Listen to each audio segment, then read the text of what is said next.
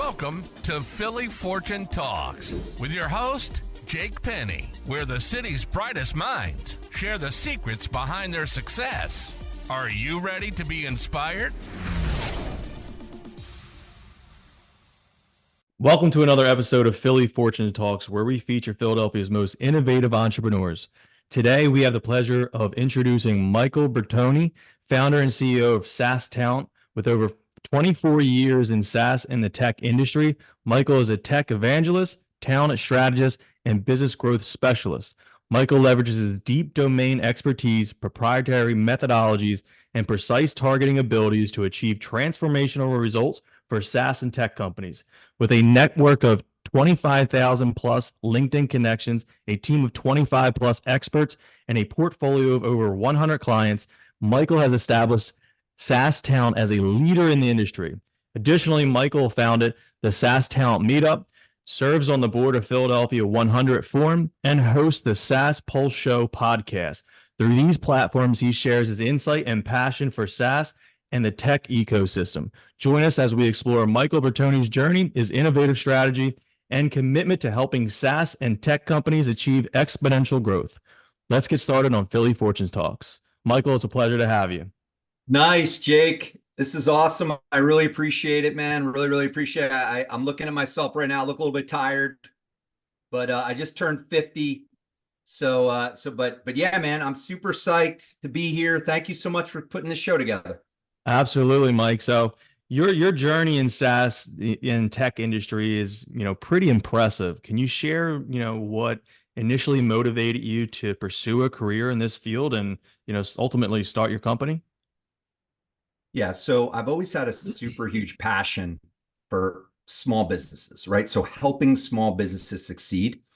And back in 1999, so I've been a tech veteran for many years. So I started in tech in 1999 with a company called Computer Associates, where I was in sales and business development. And I really fell in love with software companies and tech companies. And through my career and my journey, very interesting because I didn't come up with an entrepreneurial background, right? So I was working for other companies. That's what I was doing for many years. I mean, working for SaaS companies, tech startups, tech companies, and basically helping them grow revenues, helping them drive, sales, right? I was a sales and BD guy. And probably at about 2010 is when I really said I wanted to focus on this market, right? And focus in this industry. So I really have a love and affinity towards these companies. And that's why I'm focused in on them, because I want to help them succeed. And so in 2006, roughly, is when I focused in on startups, really focused in on SaaS companies, tech startups in 2006. And then I just kept going.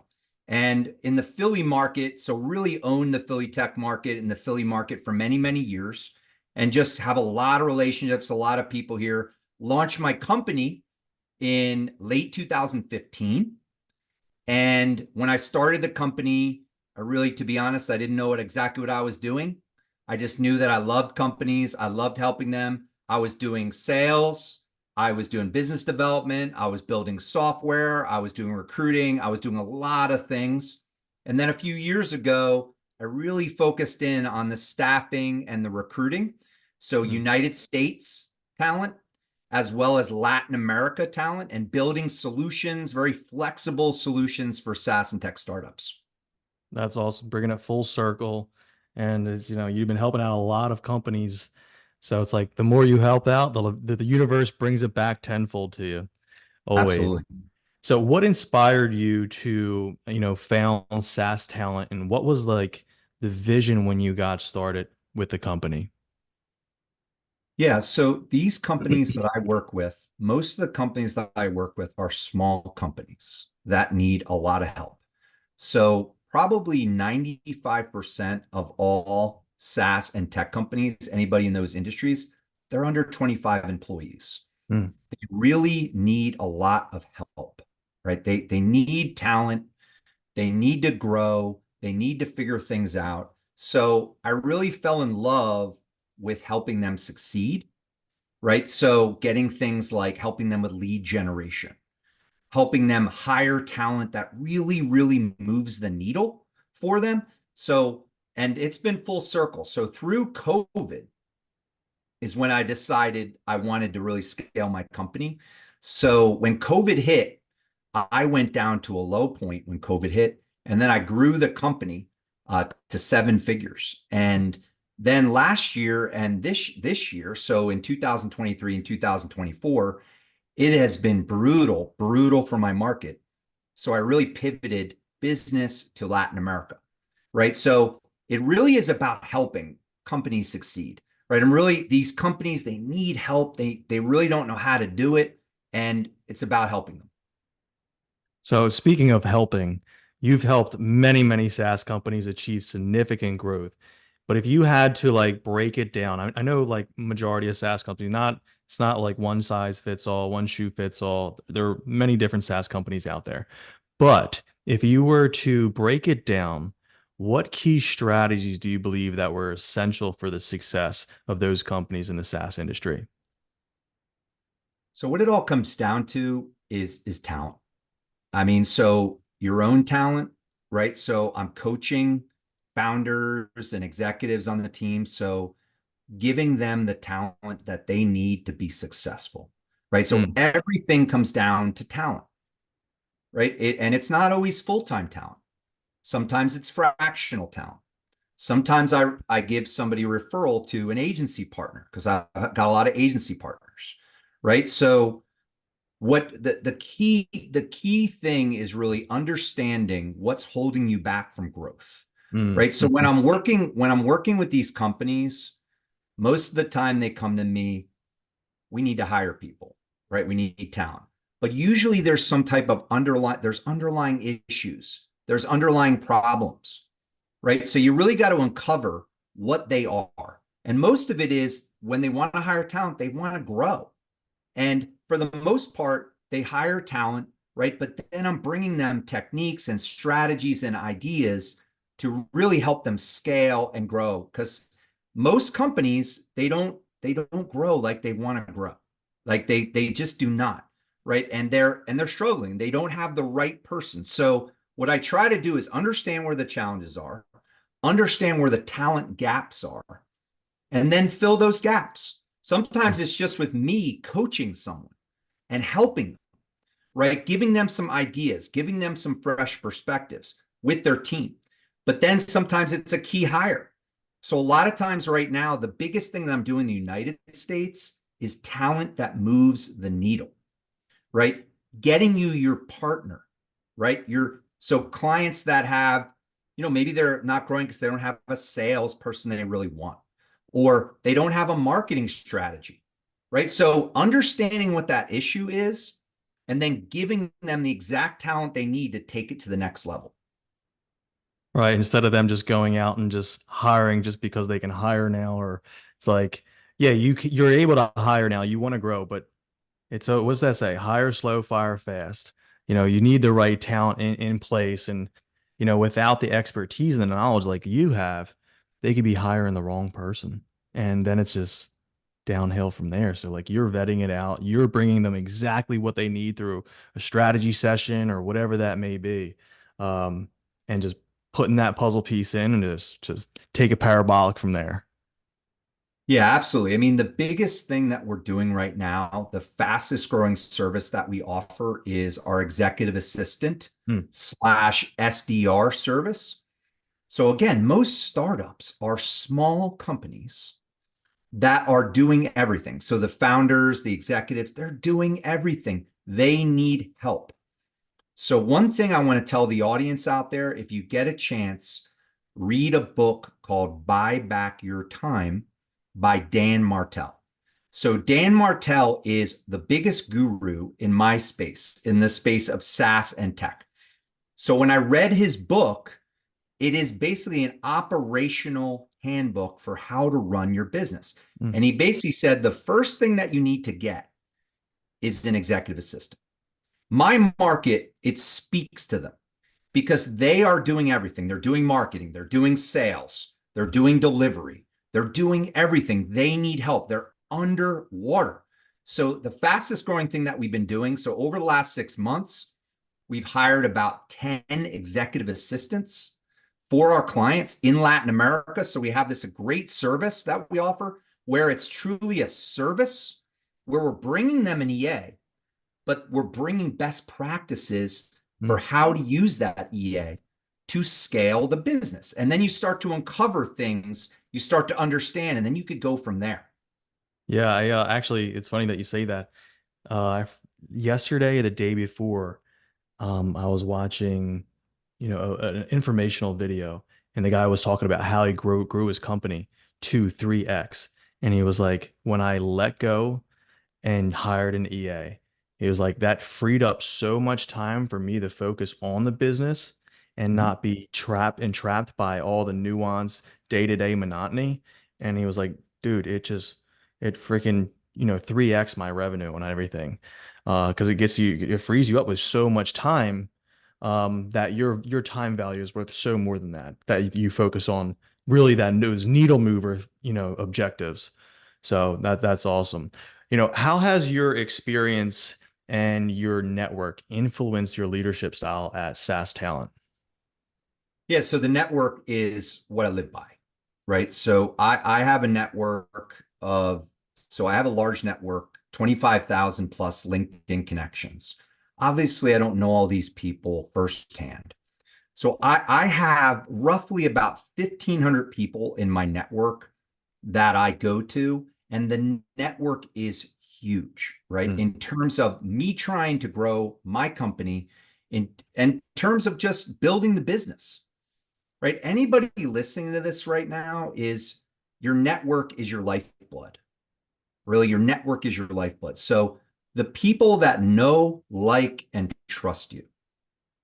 So if you're listening to this right now, do you really have that list somewhere of your clients, your warm network, your partners, everyone that knows, likes, and trusts you as a person, right?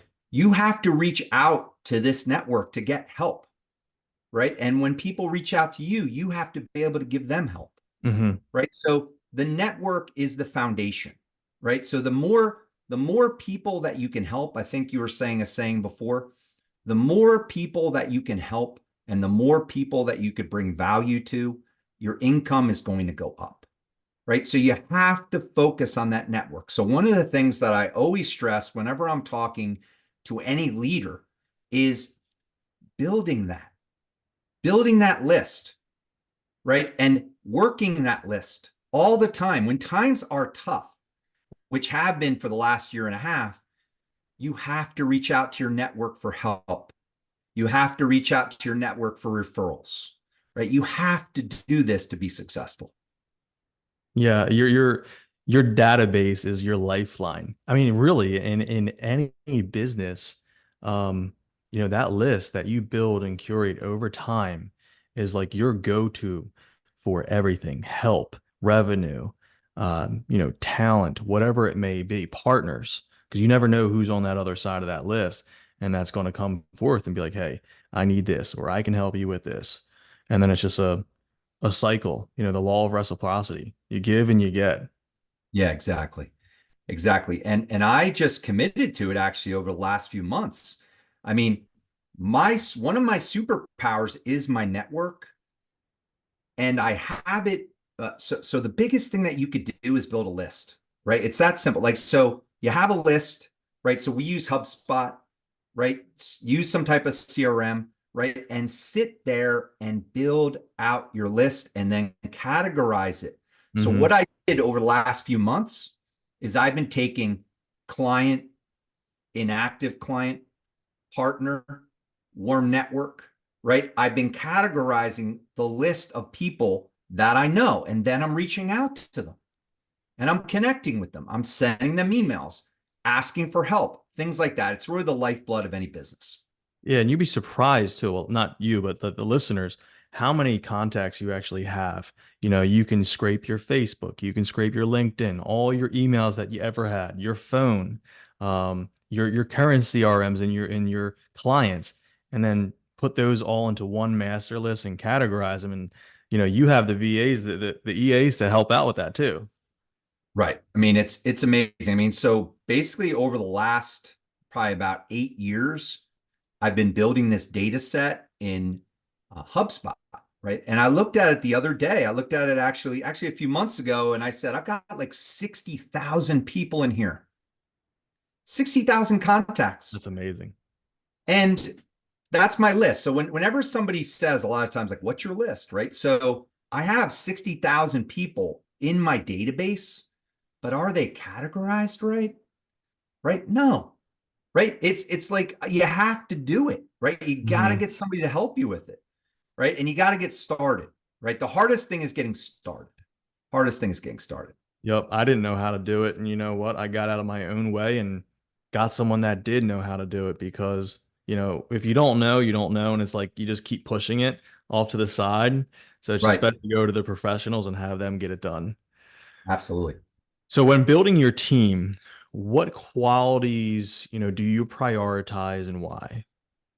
I love this question. So there are two things, right? So this is really important because we're talent people. So we're talent. So whenever I'm talking to anyone, I'm evaluating them on two things.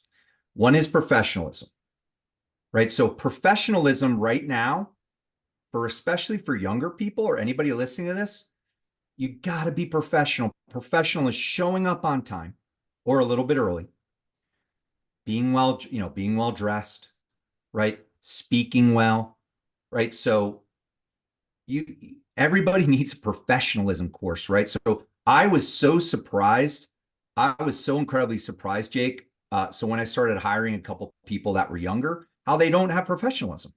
Like it's the baseline. It's the baseline of you're arriving late to meetings. You're late to the seventh meeting. Like what's going on? Oh, I had to do this or I had to do that, right? So if someone is not professional, that's the baseline, right? Then let me tell you the second thing. This is the thing that takes you over the limit. Proactive. So what's proactive? Proactive is you have customers, you have your boss, you have your team.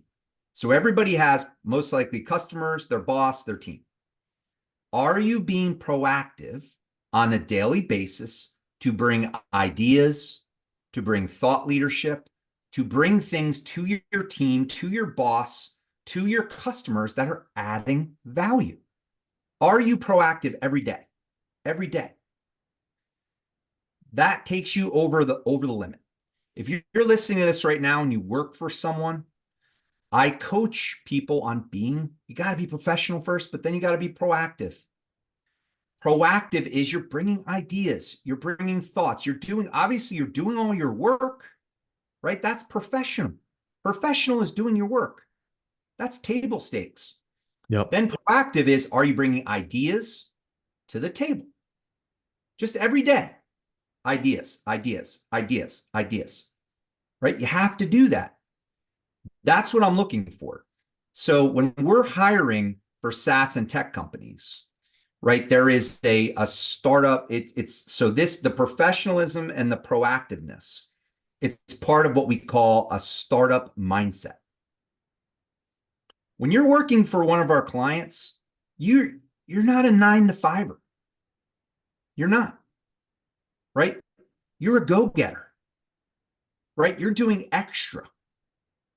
You're listening to podcasts. Like if you're listening to this podcast right now, most likely you are proactive. You're trying to better yourself, right? So those two things, right? If they're not professional, right? If they arrive late to a meeting or an interview or whatever, they're not prepared. They're asking all sorts of questions. They're unprepared, right? Boom, done. Then proactive, right? So a lot of times that's coachable too. It's coachable. I want to see this, right? So I want to see you do this. I want you to come to me with ideas, right? So it's professional and proactive. Not a 9-to-5er, a do whatever it takes type of person. Right. Right. And you might say you're that, but I mean, you gotta show it. Yep. to Yeah, show it. what is that saying? The proof is in the pudding. There you go. Proof is in the pudding. And it's, it's funny because younger generation, um, on time is late. Oh God, it Because drives me how do you show up on the dot and you're prepared? It just doesn't happen. You're flustered, you're behind, traffic was probably crap. You had to get set up at your desk or whatever it may be. You're not fully prepared and totally present for that meeting, that interview, or anything because you got all these other things still in your mind that weren't able to settle. So it's like I always see on time as late. And then definitely, like you said, being professional, dressed correctly. I was in a meeting, well, actually, a site visit a couple weeks ago, and this gentleman, who was a business owner who I was meeting for the first time, was in slacks, a busted t-shirt, and didn't. And the thing was, the other person was at that meeting. He told that person I was his partner to kind of like gain credibility. And I called that person up that I met at that meeting afterwards. I was like, I want to let you know, full transparency, that is not my partner. I don't know why I said that, and I'll never do business with that person ever. So it's like, being prepared, one, being professional, and also staying true is integrity, honesty, all that stuff. It is unbelievable. So it is truly, and I think it's because there is so much distraction. Hmm. So you're distracted. I'm distracted. We're all distracted, right? But you got to be professional. So everyone listening to this right now, you have to be professional. You have to be professional if you're working for someone. You have to be professional if you run your own company. You have to be professional, right? You have to be, right? And then again, the proactiveness is about bringing ideas, right? Bringing new ideas to the table all the time. Be the idea person. Those are the type of people we're looking to talk to. So for the entrepreneurs, um, the future entrepreneurs that are listening to this right now, they may be thinking, you yourself, other entrepreneurs and business owners, balancing your professional commitments with like life, personal life things can be challenging. Yeah. I like to use the word integration instead of balancing, but a lot of people out there use balancing. I like to use integration. Well, Mhm. what daily habits or routines do you do to stay focused and effective? Yeah, it's great. So everyone, you need a morning routine. And you know what? It might sound cliche or simple. You need a morning routine. So you got to get up, you got to do certain things, get up a little bit earlier, get some exercise. So go for a walk, a power walk. So my best thing is get up in the morning, do a power walk, plan my day, sit down, understand what I'm going to do for the day, and start my day. I am trying to do better with it, to be perfectly, upfront with you. So you have a good morning routine equals a good day, Yeah, right? I And couldn't agree then more. what I'm trying to do now too is a system by which to work. Now, I got to tell everybody out there is not a system like if you start to look out there, hey, like where's the system? Like when you're working for someone, great. You probably have a system. When you're a business owner, I need a system. Hmm. Let me give you a story about a system like to the nth degree. I would never do this system, but so the head coach of the Ravens, the Baltimore Ravens, right? I forget what his name is. He was the coach of the Eagles and then he got moved to the Ravens. I forget what his name is right now, but his calendar is 5-minute increments. Wow. Wow. So you want to get granular, right? My calendar is not 5-minute increments, right? But that's imagine if your calendar from when you woke up in the morning all the way to the end of the day was organized into 5-minute increments. That would be unbelievable if that was possible. It's possible. He's doing it, It's right? definitely possible. Yeah. what I'm trying to do now is I'm trying to plan for the week, Hmm. right? Plan for the month, plan for the quarter, and create a system by which to work. Yep. And it's very hard. So those are the things that you need to do. The bare stakes would be the morning routine. You want to be successful, have a morning routine, right? So that would be for me, again, a workout, a little bit of meditation, right? A little bit of planning. I mean, we're talking at the minimum 30 minutes, Right. but at least an hour. So you probably need an hour of time just to get things ready. And that's getting up early too.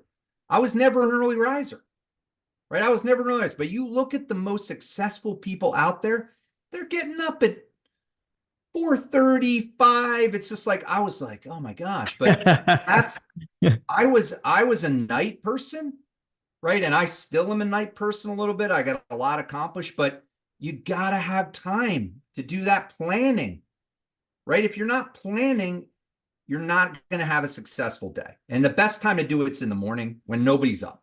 Yep. Yeah, I couldn't agree more with that. I'm in the same boat as you as, I'm a night owl, but that's when I get my deep work done, right? There's nobody else to, bother me. But for the longest time, I would wake up at 5 o'clock, like it's religion, just keep, waking up at 5 a.m., and own your morning, because if you own your morning, you own your day. If you attack life first thing when you wake up and not life attack you, and serve yourself, because everybody gets up in the morning and they serve somebody else right away, and you're never going to grow. So it's like having your miracle morning, your millionaire morning, whatever you want to call it, meditation, gratitude, journaling. If you're into the affirmations and visualization stuff, read, go for a brisk walk, work out, whatever it may be. You got to cultivate that on your own to whatever fits your needs and your time. But serving yourself first in the morning, bettering yourself 1%, first thing is how you definitely achieve a lot more, because it just makes you feel better too, and you're more level-headed going into the day instead of life attacking you. You're attacking life head on. Exactly. Exactly. Couldn't agree more. You mentioned a book earlier, and I forget that book, so I would love for you to, revisit that. But are there any books, podcasts, or mentors that have significantly influenced your approach to tech and leadership? Yeah, there is. So yeah, you put me on the spot here. I actually just sent it to someone the other day. So one of the big things, so it's definitely who I just mentioned. So Dan Martell. Dan Martell, yep. So Dan Martell wrote a book called Buy Back Your Time, right? So the other person, gosh, you just gave me a mind blank on him, but there is a guy that talks about the quantum field and manifesting. So Dr. Joe Dispenza. Dispenza, yes. Right. So if you want to learn how to have a great morning meditation, morning routine, and meditate, check out Joe Dispenza. Right. So I believe very hugely in you have the ability to manifest what you want to Absolutely. do. So I definitely listen to Joe Dispenza. I probably listen to his stuff every day, if not every other day. And there's so some of the other kind of gurus out there, the marketing there. Gosh, there's a marketing guy that's all over the place. What I learned about marketing and what I learned about your brand. So right now we're in a day and age where Jake's doing a podcast, I'm doing a podcast, we're working on our brand, right? You have to work on your brand, right? You have to have a system by which to work on your brand. And so you most of the time need help too. I can't remember who the guru is, but when I started talking to people about what they're doing, many times they have a team in the Philippines or Hmm. in Latin America, or they have someone or some person that is helping them behind their brand. So behind LinkedIn, I have 5 people. behind my LinkedIn. 5 people: marketing, recruiters, SDRs, people that are me. They're my persona in LinkedIn, right? I wish I could do it in Instagram, TikTok, and Facebook, right? But it's like, where are most of my customers? My girlfriend tells me that they're on Facebook, so I wish I was doing more Facebook. But the other thing in this day and age in this market is you got to have a way by which you're branding yourself, right? And Jake's doing it with Philly Fortune Talks. I'm doing it with the SaaS Pulse Show, right? So if you're listening to this right now, start a podcast. Reach out to Jake, reach out to me. How are you doing this? So I had a client. This is really cool, Jake. I had a client reach out to me this week because he sees that I'm doing podcasts. So I'm doing about 6 a week. I'm doing a lot. So I've done 40 podcasts in 2.5 months. And he's asking me, how are you doing this? Like, how are you doing this?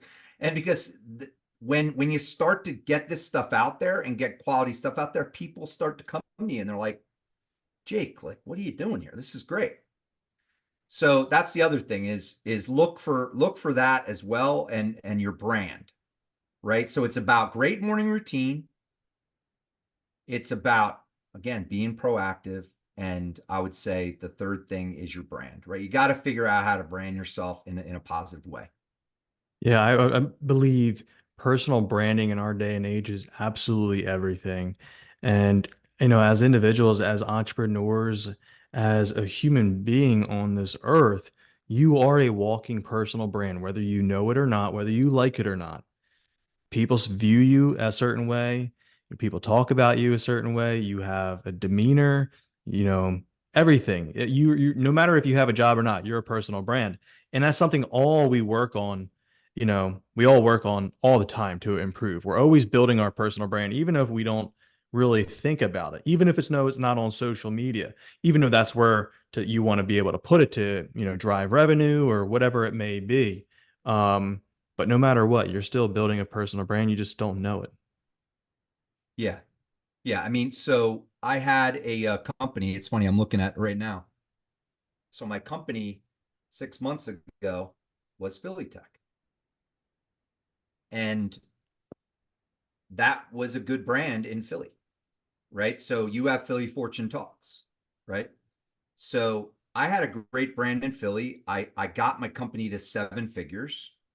And then what was happening is this happened like about 5 or 6 times, Jake, and it made me go crazy, but I would get an opportunity, a referral. I got a referral into a SaaS company in Florida. And I'm on the call with him, and he's like, the first thing out of his mouth is, why would I ever work with Philly Tech? And I said,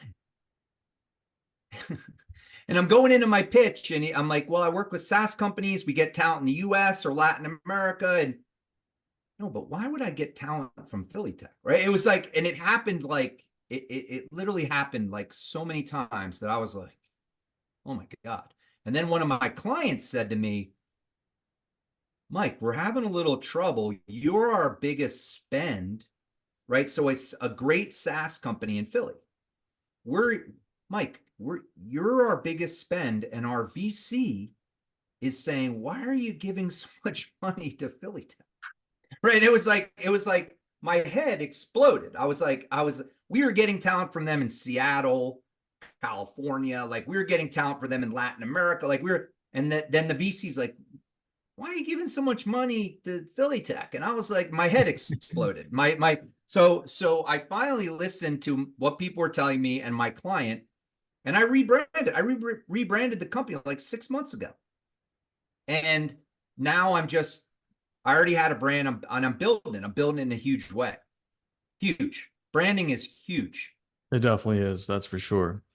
What upcoming trends or opportunities in the SaaS industry are you most excited about? And like, how are you kind of navigating them and preparing for them? Yeah. So this is a really great question. So we really feel here at SaaS Talent that we're on the bleeding edge of Mm. startups, right? So we're working with companies who have ideas all the way to a few people. The biggest thing, a tidal wave of AI. Yeah. Right. So there is a tidal wave of AI and adoption of AI into SaaS, into products, into things like that. So the biggest trend of, so we have a talent pool now that we built up in Latin America where we have 15 resources available for clients. We mostly have about 10 to 20 resources at all times, just that are AI focused engineers and resources. So that's a huge trend that we're getting right after. The other thing that I'm seeing, and this is for you too, Jake, this is for everybody out there. So many service companies that are making money, they're building software products. So it's happening over and over. Like, so it'd be like I'm talking to them and they're like, yeah, I got this services company that does, it's an agency, or I've got this services company over here that does this or that. And I decided to build a product. And they need help because they need so much, because they have, what's cool about it, Jake, is if you're like, Mike, I have an idea for a product. Can you help me build it? Yes. Right. So many people, it's so easy right now. It is so easy to build software. It doesn't cost a lot of money, but to sell it and to use it and to integrate it into who your company is and make money on it and that sort of thing, that's hard. That's hard. Very, very hard. So if you wanted to build an alternative investment type of platform for real estate and tax mitigation and all this stuff, you're like, I have this idea, Mike, can you help me build it? It's not that hard to build it. Right. I'm not selling you this. It's not that hard. Now, getting people to buy it, that's hard. Yeah. That's hard. Right? Because you're selling a service, and you're selling a service, you're getting people quotations, you're getting people this, you're getting people that, and you're like, okay, how do I integrate this thing, right? So one of the things that you said or somebody said to me today is simple assessment tools, which you probably already use. You could build them yourself. You could build your own assessment. You're like, I use this assessment tool, people give me all this stuff, and then I build a quote for them, or I build a solution for them, I build a whatever for them. You can build your own product, and then it's part of your competitive advantage. Mm-hmm. Right? So many companies, probably in the last 6 months, 25, 30 companies that have a company, and they're like, I built a product. Just talk to a guy today. He has a 15-year-old like technology integration company, and he decided to build his product, and he's launching it, and he's like, I need help building this thing. I need help figuring that out. So huge. It is so easy. There's low code and no code platforms. It is going to become so easy to build software. So it's AI, but then you have an idea for something and you could build it. Like you could all right, let's build it. So that's a huge trend. And those people still need help, but they have money. They don't need to get funded, right? They have money. They're making money. They might need to get additional funding. Huge trend. Huge trend. Yeah, I knew a real estate investor that had his own financial like projections and evaluations built on crazy intensive Google spreadsheets. And it was such a hit that he was just selling the sheets, right? Yeah. Just on Google, they would download them, whatnot. And then he was like, I'm going to build a SaaS company around it. It's going to be a full out platform. It's going to be integrated with like project management, evaluations, all this stuff. And he built a SaaS company around it. Something that he was already using that he built in his business to help him eventually became a well-known product in the industry because he was like, man, this solves a lot of problems. How can I make this onto an online platform and make it even better? So I was No, like, that's what people are doing. So most likely you're doing things, right? You're using probably software things. Yep. And there just has to be people are like, oh, this doesn't work like I want it to. I wish it did this. I wish it did this. Well, build it.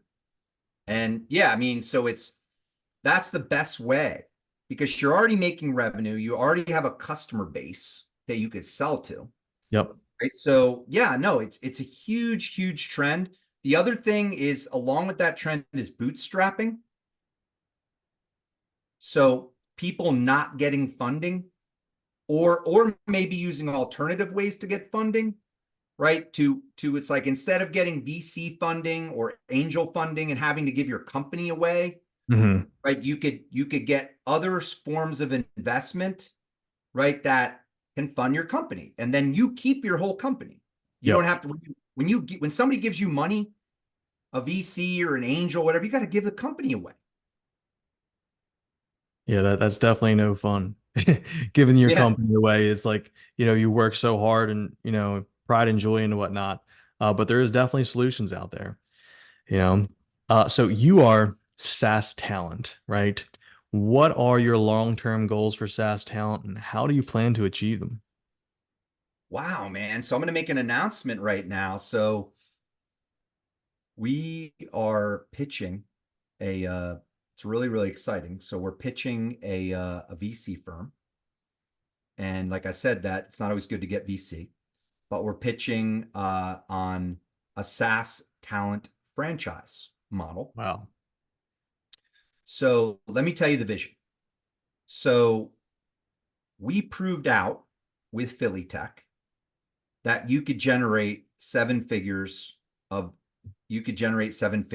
be profitable in Philly. So I've done a ton of research on tech hubs. So believe it or not, there's a nice round number of tech hubs. Tech hubs are major cities in the United States. Every major city in the United States has a tech hub. Everyone. Basically, their own people on the street that work with startups. So there are startups, and then there are the people that support those startups. Like maybe I help them get investment, or I help them with talent, or I help them with, I'm an agency and I help them. So there's 80. Wow. There's 80 tech hubs. So the vision, let's manifest this together, Jake. The vision is to have a tech hub, a SaaS talent in every one of those major tech hubs where someone obviously can purchase a franchise from us. We give them recruiting. We give them executive assistants, right? We give them the support team, right? They obviously have to go out and bring in the opportunities. I'm personally going to help bring deals in, right? And then we're going to have rev share, right? So there's going to be a rev share. So so it's a franchise model. So I want to grow 80 franchises in 7 years.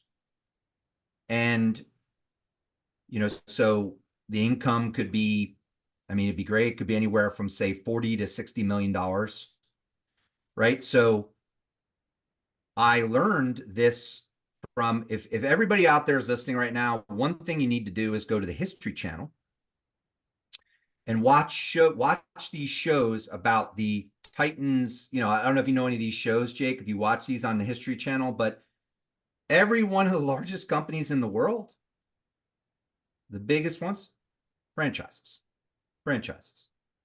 right? That's how you grow, right? There's other ways to grow, franchises. And so really excited about that and looking to launch that in a big way, right? And bring people the opportunity to have their own, so you have a business, you're a solopreneur, you're a small company, you support startups in your tech hub, you can get a SaaS talent franchise, and then you can drive anywhere from 250,000 in additional in 250,000 to $1 million. That's amazing, Mike. You're out here doing it. business in a box for people to start, and it's the keys. They just have to drive the vehicle to where they want it to go, and the sky's the limit. Absolutely, man. That's absolutely, you gotta have a dream. Absolutely. And that's with anything. Everybody for the most part can have the keys, but it's the vehicle that's going to get you there. And whatever that may be, SaaS, real estate, a hardscaping company, whatever, all different sectors. It's the vehicle that'll make your dreams a reality. Absolutely. If you had a piece of advice for aspiring tech entrepreneurs and just professionals in general looking to make a significant impact, what would it be? So everybody knows Steve Jobs, right? You have to follow your passion, right? So if you listen to his speech that he did to Stanford, right, about you got to follow your passion. Mm. You got to figure out what your passion is, right? If you're a young person, get a great job, right? Work with people, learn, right? Then start something. Start something that you're passionate about. And it's okay if you're working for a company and you could be passionate about that, right? That's okay too. I know a lot of people that have worked for companies and gotten equity in those companies, and they did good, Oh right? yeah. But you got to do something you're passionate about, right? Whether you're working for someone else, you got to be passionate about it. You got to see growth opportunities. If you're doing something yourself for yourself, you have to be passionate about it. If you're not passionate about it, you don't love it, you're not going to be successful. You're not going to be successful. So that's the biggest piece of advice I tell people. Follow your heart, right? You know what you should be doing. And again, it's okay to work for someone else. It's okay. But if you feel like you have the tools to do it yourself, do it yourself. Get involved. Yeah, I know the Steve Jobs college speech that I think you're pertaining to. He's like, you're talking about passion, right? He's like, do you wake up in the morning and look at yourself in the mirror and say to yourself, am I doing what I want to do for the rest of my life? And if I die on my deathbed or something like that, will I be satisfied? And another thing he says, like, um, live each day like it's your last, and you'll earn something else. But I remember his speech. It was like, it was really good to be like, do what you're passionate about, do what you love, and everything else will fall into place. And you Let just me give won't you be another, miserable. let me give you the second bit of advice, okay? I think Steve Jobs, I think he died when he was 57. Yeah. You got to take care of yourself. You got to take care of yourself. I just turned 50, right? I tell people this. I figured out that I wanted to scale my company 2 years ago. I was 48. You know the story of McDonald's? This guy basically started scaling when he was like, I think he was like 65. Yeah, we're Colonel I don't Sanders too. He was like 70 something. Right. You got to take care of yourself, right? I want to live to be 100 or more. And Yeah. you got to take care of your body. You got to take care of your mind, right? If you don't, so there's other things. You have family, you have your parents, you have your significant other, your kids, right? So you got to take care of yourself. You got to take care of yourself, right? So follow your passion, right? And take care of yourself. Get exercise, eat, you don't have to go nuts, but get some exercise, eat good, live a long life. I call it the pillars of wealth because everybody think wealth is just financial. It's not. Wealth is health. There's financial wealth. There's love, there's happiness, there's relationship, there's contribution. Like those are the pill and spirituality too. Like, and that just can be, that doesn't mean like God or religion or anything. It just means being mindful, meditating, all that stuff. Um, and that's how you become wealthy is focusing on all of them, not just one individually and not, you know, you got to take care of yourself. Like without health, there's nothing else. Like there is nothing else. If you're not at peak performance, I mean, so one thing that it's been coming right at me. So I picked up 2 clients that are high performance coaching organizations, right? So huge, right? So it's 2 clients, we're getting talent for them, and they're introducing me to other. Imagine like high performance coaching for an industry, high performance coaching for another industry, right? So you got to take care of if you're going to be high performance and high performing, you got to be healthy. Right, right. Well, Right? Mike, go ahead. Sorry about No, it's absolutely good, man. We're on a roll here. So this has been a hell of an episode, Mike. You've dropped some bombs on here.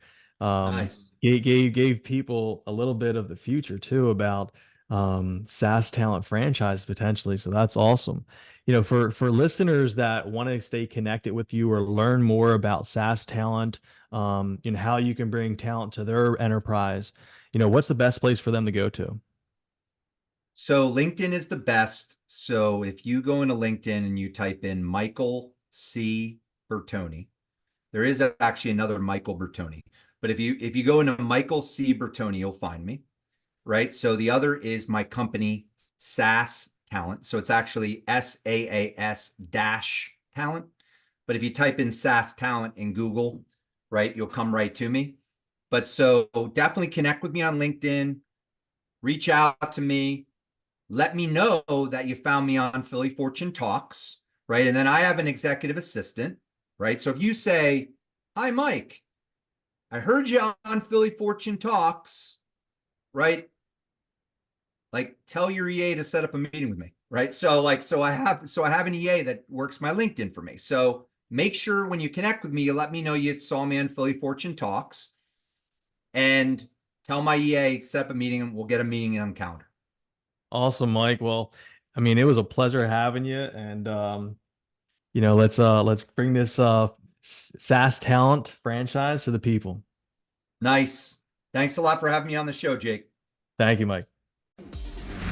Thanks for tuning in to Philly Fortune Talks with Jake Penny. Inspired to share your success story? Visit phillyfortunetalks.com/guest and let's inspire together.